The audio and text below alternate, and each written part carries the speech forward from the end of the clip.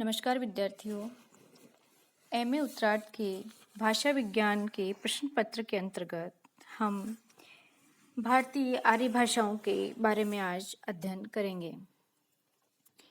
भारतीय आर्य भाषाएं समय की दृष्टि से उनको 3 वर्गों में विभक्त किया गया है, 3 भागों में बांटा गया है कालखंड की दृष्टि से। प्रथम है प्राचीन भारतीय भाषा परिवार, प्राचीन भारतीय आर्य भाषा 1500 ईसा पूर्व से 500 ईसा पूर्व तक। दूसरा है मध्य आर्य भाषा, मध्य भारतीय आर्य भाषा 500 ईसा पूर्व से 1000 ईस्वी तक। और तीसरा है आधुनिक भारतीय आर्य भाषा 1000 ईस्वी से वर्तमान समय तक। अर्थात प्राचीन भारतीय आर्य भाषा, मध्य भारतीय आर्य भाषा और आधुनिक भारतीय आर्य भाषा। अब सबसे पहले हम अध्ययन करेंगे, संक्षिप्त में जानना चाहेंगे आधुनिक भारतीय आर्य भाषाओं का अध्ययन करने से पहले कि प्राचीन और मध्यकालीन आर्य भाषाएं क्या थी और उनकी क्या विशेषता थी। तो जो प्राचीन भारतीय आर्य भाषा है उनका समय 1500 ईसा पूर्व से 500 ईस्वी तक माना जाता है। भारतीय आर्य भाषा समूह का जो प्राचीनतम रूप है वो हमें ऋग्वेद में देखने को मिलता है। ऋग्वेद एक प्राचीनतम ग्रंथ है और इसका समय अनिश्चित है। ऋग्वेद के मंत्रों को देखने से स्पष्टतः ये ज्ञात होता है कि इसकी रचना एक समय में नहीं हुई है और न ही एक स्थान में हुई है, अपितु इसकी भाषा भेद को देख करके ऐसा लगता है कि कई शताब्दियों और कई स्थानों की ये रचना है। ऐसा भाषा भेद से स्पष्टतः जाना जाता है। ऋग्वेद के 10 मंडलों में प्रथम मंडल और दशम मंडल की रचना बाद की रचना माने जाते हैं। अब जो प्राचीन भारतीय आर्य भाषाएं हैं उनमें वैदिक साहित्य आता है, वैदिक साहित्य की संस्कृत आती है। और अब वैदिक साहित्य के अंतर्गत क्या आता है विद्यार्थियों? संहिता, ब्राह्मण ग्रंथ, आरण्यक और उपनिषद, वेदों के अतिरिक्त इन 4 की गणना होती है। संहिता से लेकर के उपनिषद तक का जो विकास है वो भावधारा की दृष्टि ही नहीं, भाषा की दृष्टि से भी बहुत महत्वपूर्ण सिद्ध होता है। और ये अंतर शताब्दियों की प्रक्रिया के बाद ही ऐसा हुआ होगा। जो ऋग्वेद है, ऋग्वेद के विद्वानों की धारणा है कि जिस भाषा में ऋग्वेद की रचना हुई थी वह बोलचाल की भाषा न होकर के उस समय की परिनिष्ठित और साहित्यिक भाषा थी। उसकी समानांतर कोई निश्चित ही लोक भाषा भी रही होगी, किंतु लिखित साहित्य के अभाव में उसको जानने का कोई साधन नहीं है। ये बहुत व्यवहारिक सी बात है विद्यार्थियों कि जो साहित्यिक भाषा होती है उसके साथ साथ बोलचाल की भाषाएं, बोलियां, उपबोलियां निरंतर प्रवाहित होती हैं। इसका ज्ञान हम अपनी वर्तमान स्थिति से भी ले सकते हैं। तो जो संस्कृत है, वैदिक संस्कृत है, वो प्राचीन आर्य भाषा परिवार के अंतर्गत आती है। अब वैदिक भाषा की सामान्यतः विशेषताएं हैं, उन विशेषताओं में हम किंचित विचार करना चाहते हैं। उसमें है कि वैदिक भाषा श्लिष्ट योगात्मक थी, अर्थात वो योगात्मक थी। जो उनके प्रकृति और प्रत्यय हैं और वो एक दूसरे में पृथक नहीं किए जा सकते थे।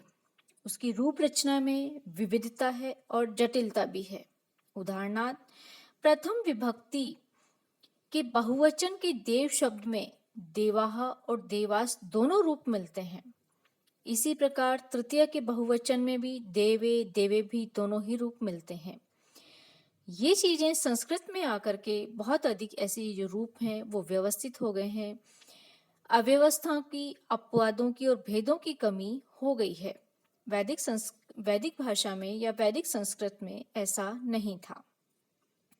वैदिक भाषा है वो स्वर प्रधान है, किंतु संस्कृत थी वो बल प्रधान हो गई।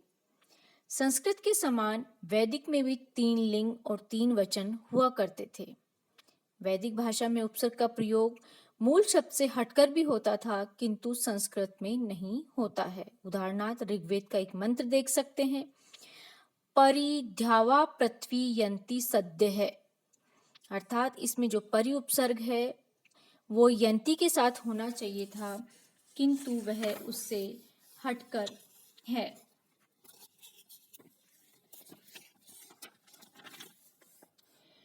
संस्कृत में ये प्रवृत्ति नहीं दिखाई देगी, अर्थात वैदिक संस्कृत और जो लौकिक संस्कृत है उसमें एक भेद स्पष्टतः दिखाई देता है। आगे हम देखते हैं कि जो प्राचीन प्राचीन भारतीय भाषाएं हैं उसके पश्चात दूसरा कालखंड के अनुसार विभाजन है, वो आता है मध्यकालीन भारतीय आर्य भाषाएं, जिनका कालखंड है 500 ईसा पूर्व से 1000 ईस्वी तक माना जाता है। इस मध्यकालीन भारतीय आर्य भाषा काल को प्राकृत काल भी कहा जाता है और इसके 3 स्पष्ट स्तर हैं, 3 इसके रूप माने गए हैं या भेद माने गए हैं। प्रथम प्राकृत, द्वितीय प्राकृत और तृतीय प्राकृत। प्रथम प्राकृत है वो 500 ईस्वी से लेकर के ईस्वी के प्रथम सन के प्रारंभ तक मानी जाती है, जिसको पाली भी कहा जाता है। पाली भाषा अर्थात ये अशोक के अभिलेखों में हमें मिलती है। द्वितीय प्राकृत है, उसका कालखंड ईसा की प्रथम शताब्दी से लेकर के 500 ईस्वी तक माना जाता है।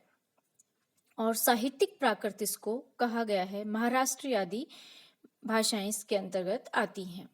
तृतीय प्राकृत 500 ईस्वा से लेकर के 1000 ईस्वी तक मानी जाती है, जिसको अपभ्रंश कहा गया है और इस अपभ्रंश से सीधा सीधा संबंध हमारी हिंदी का है। अर्थात जो ये प्राकृत काल है इसमें 3 भेद हैं, प्रथम प्राकृत, द्वितीय प्राकृत और तृतीय प्राकृत। प्रथम प्राकृत को पाली कहा गया है विद्यार्थियों, द्वितीय प्राकृत को प्राकृत ही कहा गया है और जो तृतीय प्राकृत है उसका एक जाना पहचाना नाम है अपभ्रंश। अब प्राकृत भाषा है उसकी उत्पत्ति को लेकर के विद्वानों में मत वैभिन्न हैं। इसके संबंध में कई प्रकार के मत रखे जाते हैं। प्रमुखतः है कुछ मानते हैं कि संस्कृत से ही प्राकृत की उत्पत्ति हुई है। आचार्य हेमचंद्र ने कहा है, प्रकृति संस्कृतम तत्र भवम तत्र आगतम वा प्रकृता, अर्थात मूल तो संस्कृत है और जो उससे उत्पन्न हुई है उसे प्राकृत कहा गया है।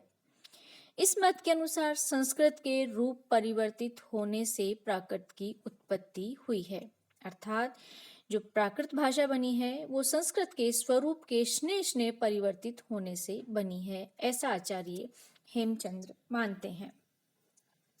जो दूसरा मत है वो ये कहते हैं कि प्राकृत का ही संस्कार कर संस्कृत का निर्माण हुआ है।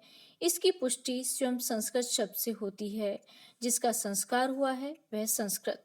इस मत के समर्थक कहते हैं, प्रकृत्या स्वभावेन सिद्धम प्राकृतम, अर्थात जो स्वभाव सिद्ध हो वह प्राकृत है। तात्पर्य यह है कि स्वाभाविक है, सहज है, प्राकृतिक है, साधारण है, वह भाषा प्राकृत है। तीसरा एक और मत इसके संबंध में है, वो ये कहते हैं कि न तो ये संस्कृत से प्राकृत उत्पन्न हुई है और न ही प्राकृत से संस्कृत उत्पन्न हुई है। ये ऊपर के दोनों मतों को खारिज करता है।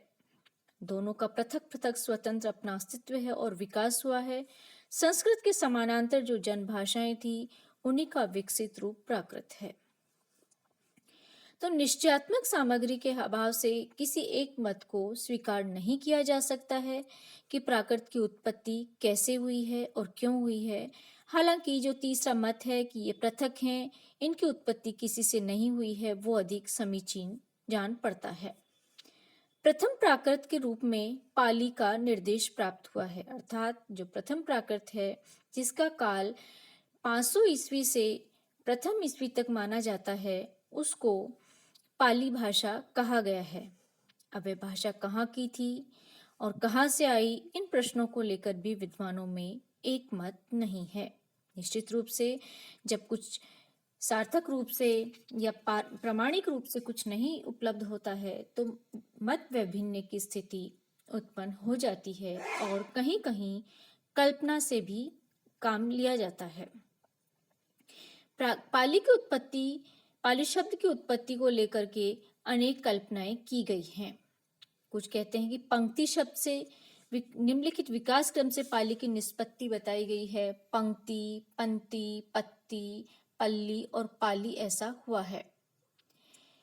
ध्वनियों के नियम के अनुसार इस बात को प्रमाणित करने का आग्रह इसमें दिया गया है, लेकिन ये कठिन है कि ऐसा भला कैसे हो सकता है कि पंक्ति परिवर्तित होते होते वो पाली शब्द तक आकर के ठहर जाती है।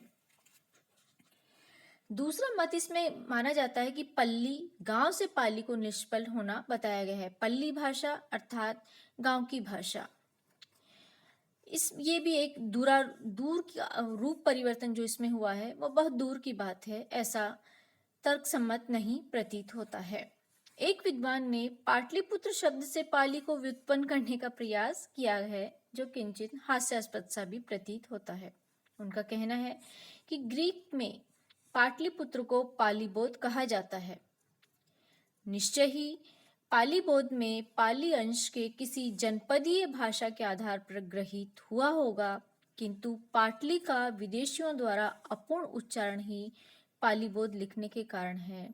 इसका पाली भाषा से संबंध स्थापित करना संगत नहीं है, उचित नहीं है। इसमें एक मत और भी है विद्यार्थियों कि पाल धातु से पाली शब्द बना है, जिसका अर्थ होता है पालन करना, रक्षा करना। जिस भाषा के द्वारा बुद्ध के वचनों की रक्षा हुई है वह है पाली, ऐसा माना गया है। एक और विद्वान ने पाली का संबंध पर्याय शब्द से जोड़ा है कि पर्याय, पर्याय, पलियाय और पालियाय पुनः ये पाली में परिवर्तित हो गया है। अर्थात ऊपर के सभी इन 3-4 मतों से हम देखते हैं कि कोई भी एक दूसरे से समानता नहीं रखता और सब में सबसे कोई एक निष्कर्ष भी हम नहीं निकाल सकते। प्राचीन बौद्ध साहित्य में बुद्ध के उपदेश के लिए पर्याय शब्द का प्रयोग होता होगा, इसलिए पर्याय से ही पाली को निष्पन्न बताया गया है, लेकिन ये कल्पना एक कष्ट कल्पना है। पाली के स्थान को लेकर भी वही कठिनाई है जो पाली के अर्थ को लेकर है। कुछ कहते हैं कि ये मगध, कलिंग, कौशल, उज्जैन, मालवा, विंध्य प्रदेश, मध्य प्रदेश आदि के बीच किसी भी एक क्षेत्र को चुन लेना कठिन है। यूं बहुमत मध्य देश की भाषा को लेकर ही पाली का आधार माना गया, अर्थात ये मध्य देश की भाषा किसी समय में रही होगी। मनुस्मृति के आधार पर भी मध्य देश कुरुक्षेत्र से पूर्व, प्रयाग के पश्चिम, हिमालय के दक्षिण और विंध्याचल का उत्तर का भाग मध्य देश माना गया था, अर्थात देश का बहुत बड़ा और महत्वपूर्ण भाग मध्य देश के नाम से जाना जाता है। पाली का संबंध उस भूभाग से जोड़ा जाता, मनुस्मृति में पाली का संबंध उस भूभाग से जोड़ा गया जो शोरशेनी का क्षेत्र रहा, अर्थात मथुरा के आसपास का भूभाग। अर्थात न इसके नाम के संबंध में और न ही इसके स्थान के बारे में निश्चयात्मक रूप से कुछ कहा जा सकता है। अब हम पाली की कुछ विशेषताओं को देखते हैं विद्यार्थियों। पाली के जो वैदिक ध्वनियों में इसके स्वर थे, जैसे री, री, रे, ए, विसर्ग आदि में पाली में लोप हो गया। वैदिक की लय की ध्वनि और लय की ध्वनियां आदि संरक्षित है जो मूल संस्कृत में लुप्त हो गई है। हालांकि पाली में लिंग 3 है किंतु वचन 2 ही है, द्विवचन का प्रयोग नहीं होता है। पाली में शब्द के रूपों का व्यंजनात् होने का अभाव हो गया, सभी स्वर सस्वर हैं। अशोक के अभिलेखों से स्पष्ट ज्ञात होता है कि पाली में भी स्थान भेद से भेद हो गया था, अर्थात किसी स्थान की पाली की क्या विशेषता थी और किसी स्थान की अन्य विशेषता थी। इसके 5 भेद यहाँ देखने को मिलते हैं: पश्चिमी, उत्तर पश्चिमी, मध्य देशीय, पूर्वी और दक्षिणी। पाली का महत्व बौद्ध मत की हीनयान शाखा के मध्यम में बहुत अधिक है। अशोक के अभिलेखों को लेकर भी इसका ऐतिहासिक महत्व अनल्प है। बौद्ध मत से संबंध होने के कारण ही विद्वत समाज में ये धारणा फैली कि पाली का उद्भव मगध में ही हुआ होगा। लंका में यह धारणा आज भी प्रचलित है। धन्यवाद विद्यार्थी।